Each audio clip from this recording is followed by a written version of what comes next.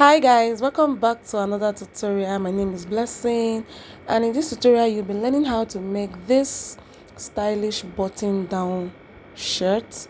Okay, some months ago someone requested for this video and I've just had time to post this video on the channel, so please do well to watch to the end. Make your comment, like and share, and don't forget to subscribe if you're seeing this for the first time. So please, let's go right into the video.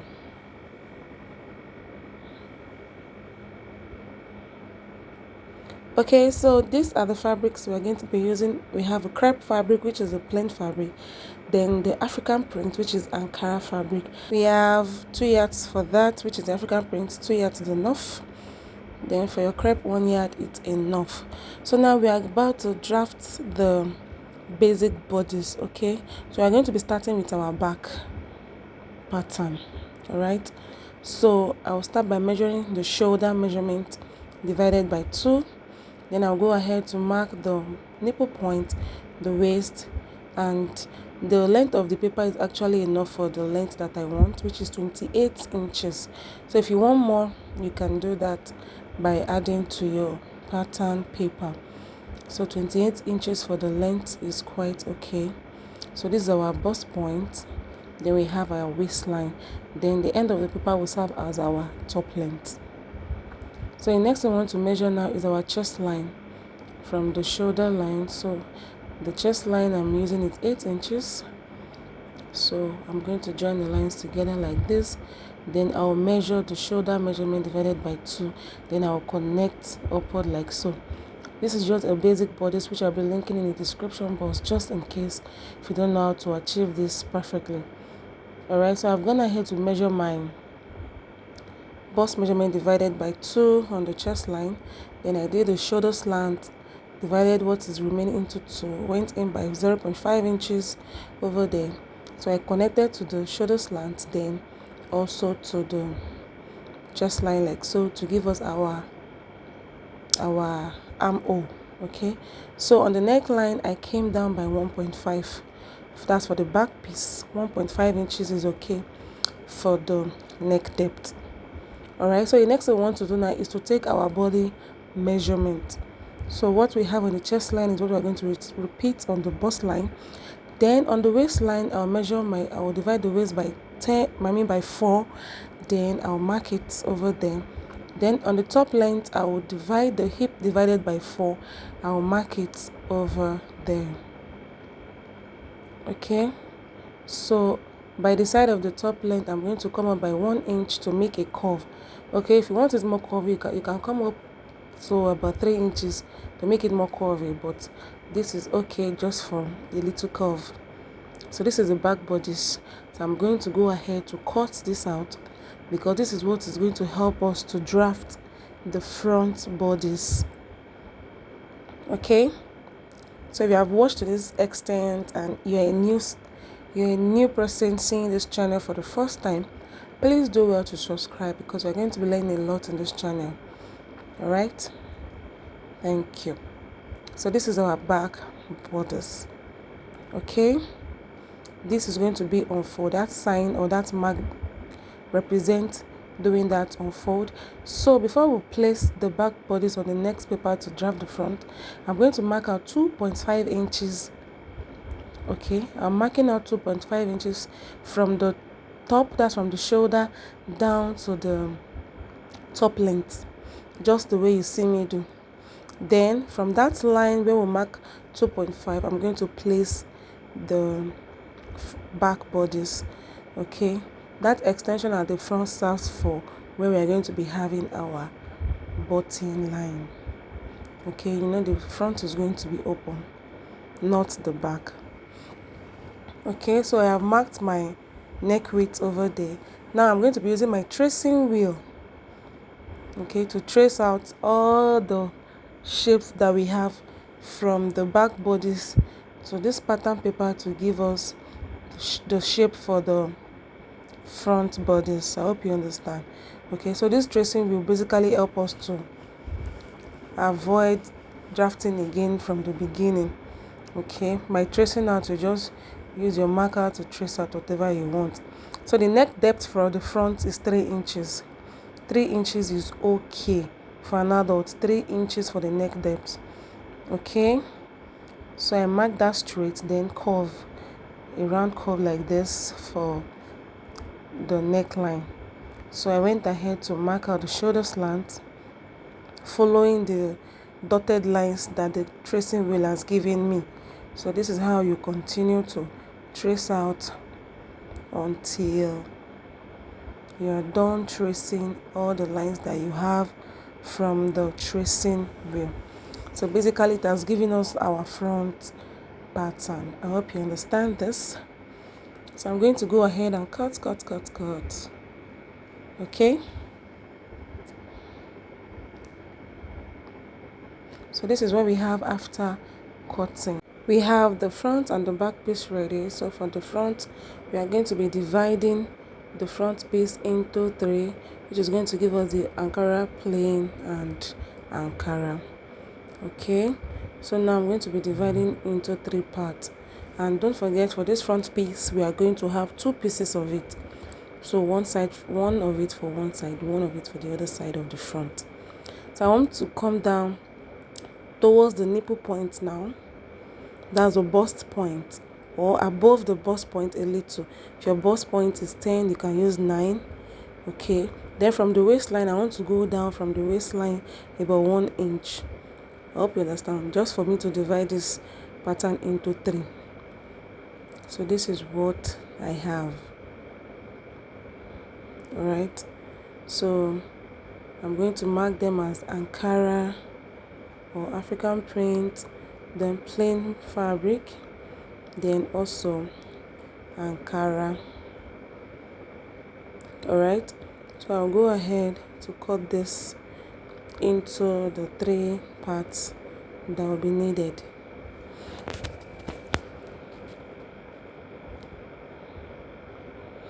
So guys, I'm going to be using our arrow to make sure we do not mix up the way the pattern is supposed to stand. Okay, so that arrow is showing that it should the pattern should stand upward while placing on the fabric. Okay, so I have transferred into fabric. I added 2 inches allowance for the side, half inch for sewing, 1 inch for sewing, then 1 inch will serve as ease. Then for the front piece, I have them like this, half an inch for all the parts that will be joined together. Each piece are into 2 pieces. Okay, half an inch for the joining part. Then for the sides, I added 2 inches. Armhole is half inch, shoulder is half inch, neckline is half an inch. Then for the folding at the hem, I added 1 inch. So now I'm going to be picking them one after the other. Note, the part where we added 2.5 inches for the front bodice, that's for the center front, I have notched it. I notch it so that by the time we want to fold out, we will know where we need to fold. I hope you understand. So I'm going to pick this like so and pin down.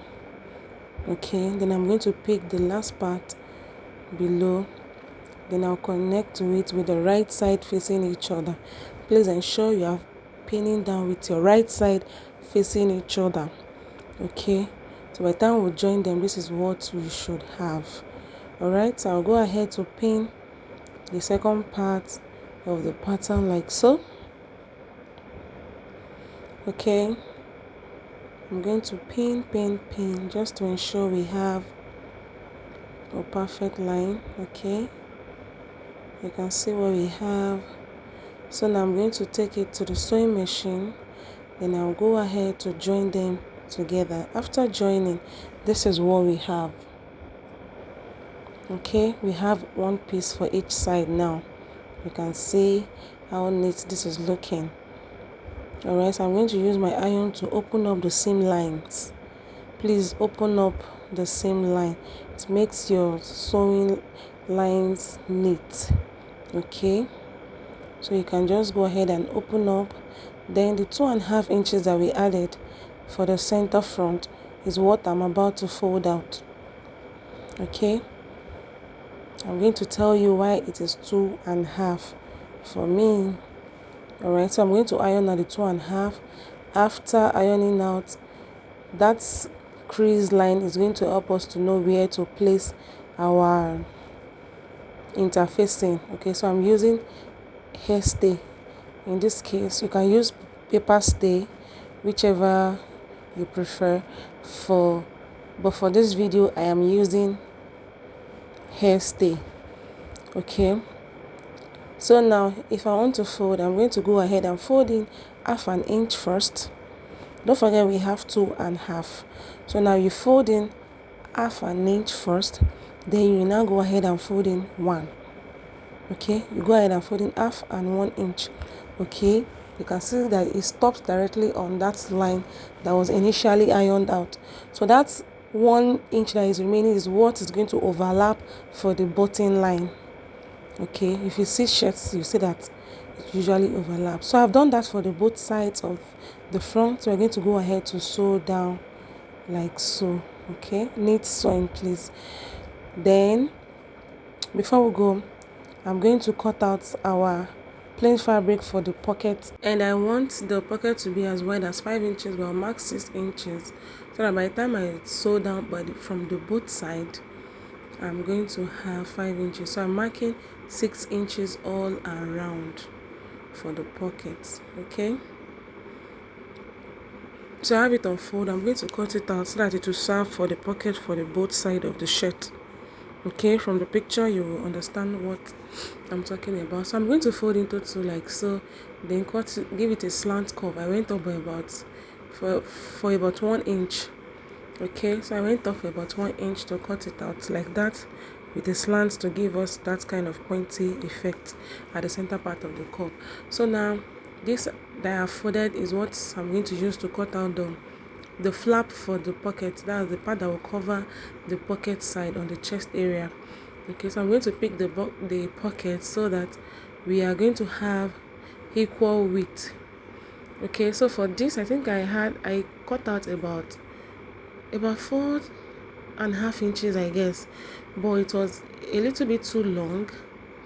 That's the length now, not the width, because the width is exactly with the pocket, but the length was about 4.5. But if you're going to cut, please cut about 3.5, because it shouldn't be too long on the pocket. Okay, I'm going to show you the part. You're going to see the part where I reduced the length. So I also folded it into 2 and make a curve like so that it will give that kind of pointy effect at the center part of the pocket cover or pocket flap.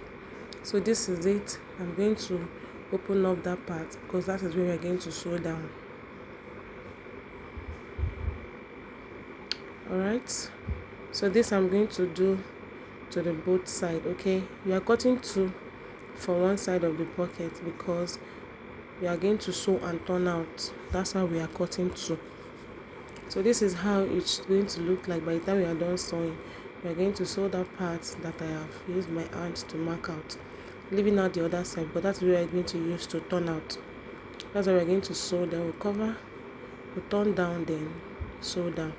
Then for the main pocket, we are going to sew this way. I'm going to use my iron to, you can see, iron out the way it's going to be placed on the fabric. Okay, you can see the way.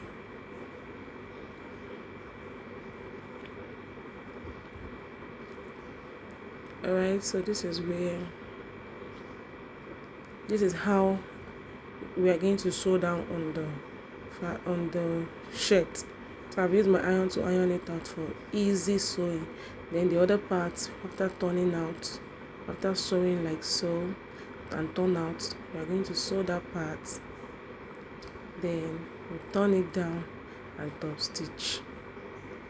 Okay, so I'll go ahead and do that now. That's starting from the front. We're supposed to sew down, then placing the pockets on the chest area. So this is it.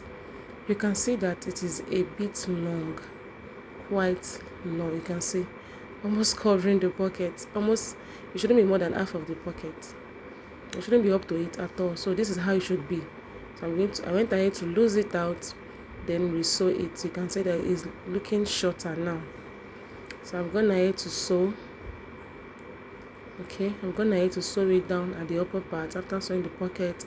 Then after sewing it, you are going to place it down, then you top stitch. Note, while you are top stitching, don't sew down the opening of the pocket, of the main pocket. You shouldn't sew it down because you still use the pocket, should still be open, then you use it. So now I'm pinning down the bottom part just so I can shape the shirt. You can see how our pattern are matching for the both side of the front. So this is what you should achieve by the time you are doing yours. Okay, so this is the back piece. After pinning down, I'm going to be placing the back piece with the right side facing each other on the front. Alright, so this is what we have. So after turning it up, you can see I'm going to pin down on the shoulder line so that it doesn't shift. So the next thing we're going to do now is to go ahead and sew the shoulder. Okay, don't mind me, I'm just checking to ensure that the camera is capturing what we are doing. So you sew down the shoulder, then the side with our 1 inch allowance, then the 1 inch allowance at the hem, we are going to turn the hem line. After doing that, this is what we have. After sewing the sides, turning the hem and joining the shoulders, this is what we have. Our shirt is almost ready. So the next thing we want to do now is to attach our sleeve. And this is a basic sleeve. It's a basic long sleeve. Okay, I did that off the camera because I already have a tutorial on how to achieve this. So if you don't know how to achieve this, please check the description box where I copied down the link on how to draft a basic sleeve. It's right there. So the plain fabric I added at the band area, that's at the wrist area, just to be a little bit stylish, just to add a little bit stylishness to the sleeve. Okay, so I'm going to be attaching the band at the wrist area of the shirt. Note, I cut the band on fold. Okay, so the band is actually on fold already. Okay, whatever is your length of the sleeve, you can remove about 3 or 2.5 inches for the band. Then you cut the main fabric and cut out. So we are going to shape the sleeve, then attach to the main bodice. Okay, so after attaching the sleeve, this is what we have. You can see how neat and beautiful the shirt is looking already. Hey. All right, I hope this tutorial has been so helpful. Okay, so for the collar part, I won't be showing that in this video because I already have a video that talked about how to do a shirt collar. That was what prompted this video. Okay, I made a tutorial on the shirt collar where I made something like this for a client, and somebody requested for a full tutorial on how to make the shirt itself. So that is why we have this. So now you're going to attach your belt and your collar. You can see how beautiful this is looking on the mannequin. After attaching your belt, your collar, then you fix your buttons. Okay, you make your buttons. Ensure that your button is aligning with the button hole you are going to make. Or to make it perfect, make your button hole first. After making your button holes, the difference between each button can be about 3 inches. It's fine. So make your button hole. Then from your button hole, you can now know where to attach your button to align with it. Thank you so much, guys, for watching. Don't forget to like and subscribe, and I'll see you in my next video. Bye.